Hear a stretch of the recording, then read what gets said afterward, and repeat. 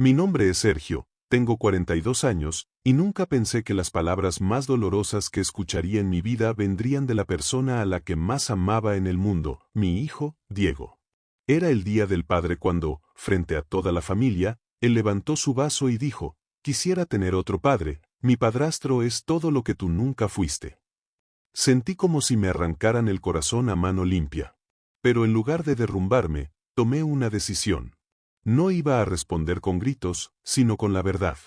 Y lo que hice después no solo cambió su vida para siempre, también lo hizo comprender, de la forma más brutal, quién realmente había estado siempre a su lado. Si alguna vez alguien te subestimó, si te cambiaron por una versión más brillante y llamativa de algo que no era real, suscríbete ya. Dale like y comenta esta historia, porque demuestra que la justicia, aunque a veces tarde, puede llegar con la fuerza de un huracán y un golpe perfecto de ironía. Para entender la herida, primero deben entender mi amor por Diego. Él tiene 15 años. Desde el día que nació, me prometí a mí mismo ser el padre que yo nunca tuve.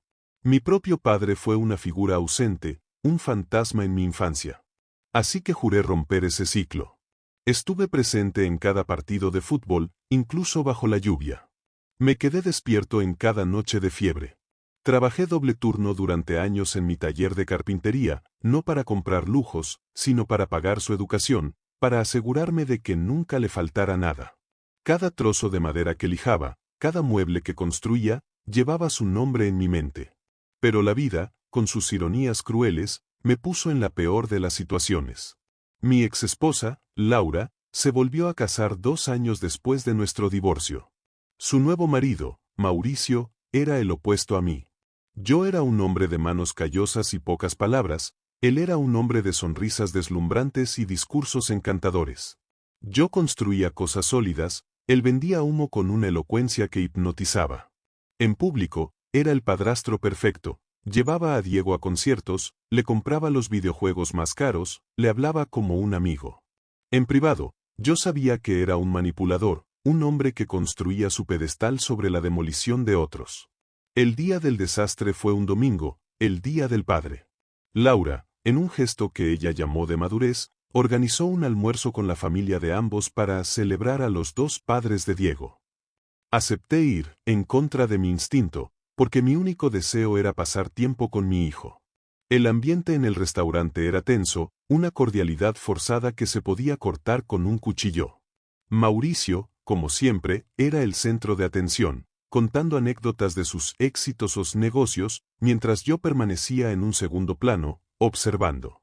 Todo parecía transcurrir con una normalidad incómoda, hasta que el tío de Laura, con una copa de vino en la mano, hizo un brindis y le preguntó a Diego, con una inocencia estúpida: «¿Y tú, campeón, qué opinas de tener 2 figuras paternas en tu vida? Debes ser el chico con más suerte del mundo». Diego, mi Diego, con una risa nerviosa que no le llegaba a los ojos, se puso de pie y levantó su vaso de refresco. Miró a Mauricio con admiración, y luego me dirigió una mirada fugaz, casi de disculpa. Y entonces, pronunció las palabras que se convirtieron en la banda sonora de mis pesadillas. «La verdad», dijo, su voz de adolescente temblando un poco, «es que a veces quisiera tener otro padre. Mauricio me enseña a ser seguro, a no tener miedo. Él es todo lo que mi papá nunca fue». Sentí como si el suelo se abriera bajo mis pies. El murmullo de las conversaciones del restaurante se desvaneció, reemplazado por un pitido agudo en mis oídos. El corazón me golpeaba en el pecho con una violencia que me dejó sin aire. La comida en mi plato perdió todo sabor, el aire se volvió espeso, irrespirable. No lloré. No grité. Hice lo único que pude hacer para no desmoronarme allí mismo: sonreí. Una sonrisa fría, vacía, la sonrisa de un hombre que acaba de recibir una puñalada mortal y aún no se ha dado cuenta de que está sangrando. Por dentro, mi mente era un torbellino de gritos silenciosos. Después de tantas noches sin dormir trabajando para pagar tus aparatos de ortodoncia, después de enseñarte a andar en bicicleta, de aguantar tus miedos nocturnos, de poner cada uno de mis sueños en pausa por los tuyos, me reemplazas así, con una frase, por un hombre que te compra cosas caras. Vi a Laura sonreír, una sonrisa satisfecha, triunfante. Vi a Mauricio acomodarse la corbata de seda, hinchado de orgullo, poniendo una mano paternal en el hombro de mi hijo. Yo solo tragué la rabia, la bilis, el dolor, y me quedé en silencio. Esa noche no pude dormir. Caminaba por mi casa, un lugar que de repente se sentía vacío y silencioso. Repasaba cada momento de mi vida con Diego, buscando el error, la falla, el punto en el que me había convertido en ese padre que nunca fue. Sus primeros pasos, que dio hacia mis brazos. Las madrugadas de fiebre, con su pequeña cabeza ardiendo sobre mi pecho.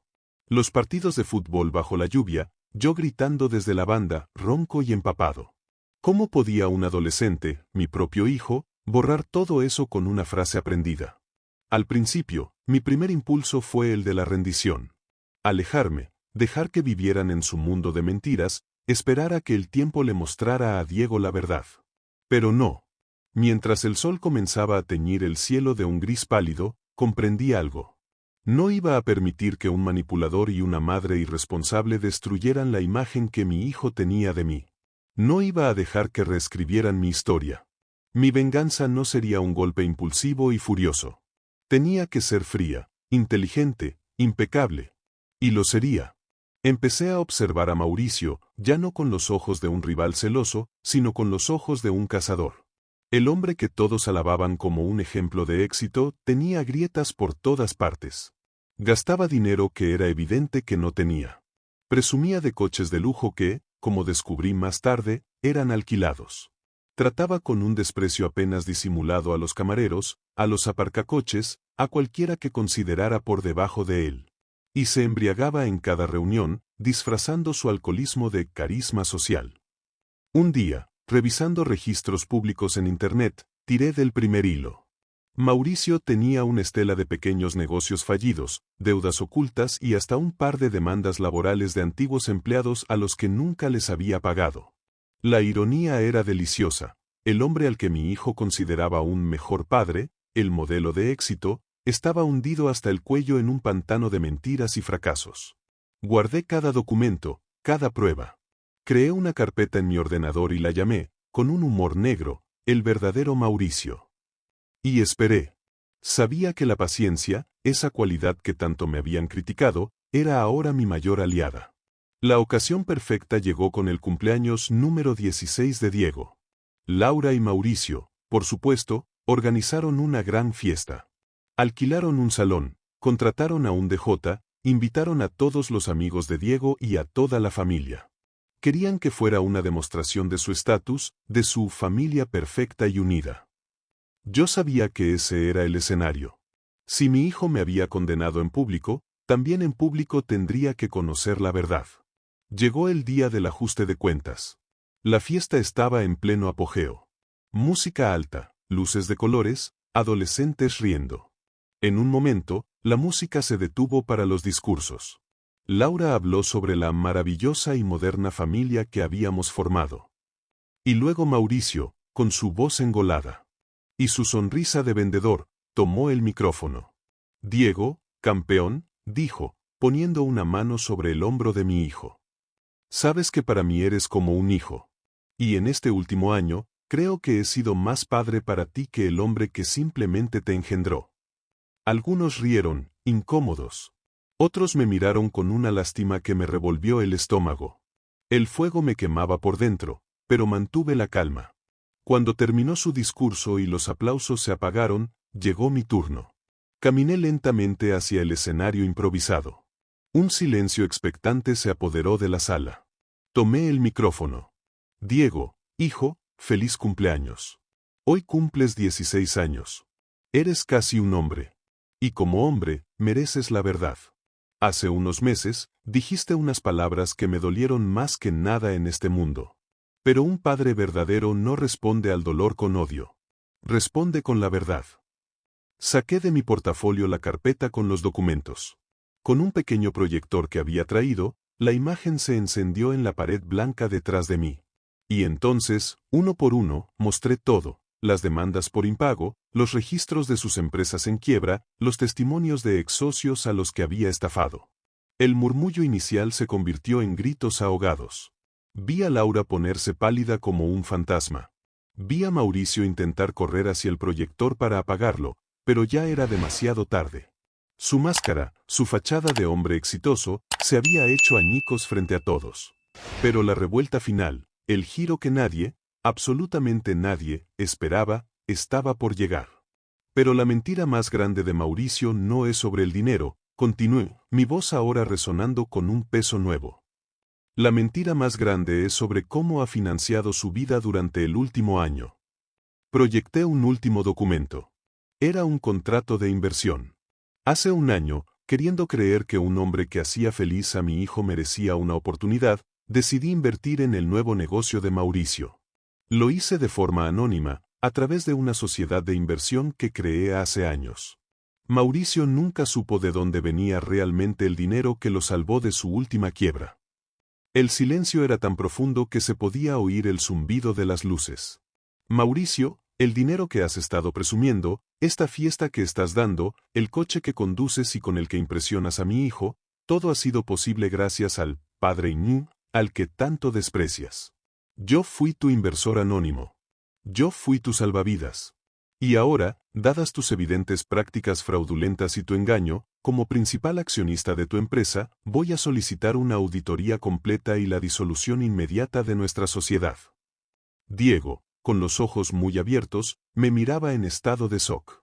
Se levantó de su asiento, su rostro una mezcla de confusión y horror. ¿Es cierto todo esto?, gritó, su voz rompiéndose. Mauricio balbuceaba excusas incoherentes. Laura trataba de justificar lo injustificable. El daño era irreparable. Me acerqué a mi hijo, lo abracé por primera vez en meses y le dije al oído, un padre no se mide por lo que presume en público, hijo. Se mide por lo que sacrifica en silencio. Yo estuve contigo desde el principio. Y siempre, siempre lo estaré, sin importar lo que digas o a quien admires. Diego rompió a llorar en mis brazos. El público murmuraba, algunos, incluso, aplaudían mi valentía. Mauricio salió furioso del salón, empujando a la gente, entre insultos y una vergüenza que lo marcaría para siempre. No necesité gritar ni vengarme con violencia. La justicia llegó en forma de una verdad expuesta, una verdad que yo mismo había financiado sin saberlo. Días después, Diego vino a mi casa. Se quedó en silencio en la puerta de mi taller durante unos minutos, observándome trabajar la madera. Finalmente, dijo, papá, perdóname. Estaba ciego. Fui un tonto. Ahora sé quién eres en realidad. Lo abracé. No necesitaba más.